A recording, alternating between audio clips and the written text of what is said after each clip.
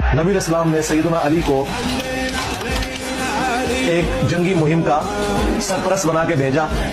واپسی پہ جو مال غنیمت ملا اس میں سے ایک لونڈی ان کے حصے میں آئی, لیکن سیدنا خالد بن ولید رضی اللہ تعالیٰ عنہ جو حضرت علی کے انڈر تھے اس مہم میں, ان کے دل میں حضرت علی کے بارے میں ایک بدگمانی آئی اور انہوں نے اس کا ذکر کیا حضرت بریدہ سے رضی اللہ تعالیٰ عنہ, اور ان کے ذریعے نبی علیہ السلام کو شکایت لگائی کہ حضرت علی نے یہ کیا. تو نبی علیہ السلام کا چہرہ اقدس متغیر ہو گیا. بس صحابہ کرام کو تو ہاتھ پاؤں پڑ گئے. آپ نے فرمایا تم علی کے بارے میں مجھ سے شکایت کر رہے ہو جو اللہ اور اس کے رسول سے محبت کرنے والا ہے, اللہ اور اس کے رسول اس سے محبت کرتے ہیں. علی مجھ سے ہے, میں علی سے ہوں.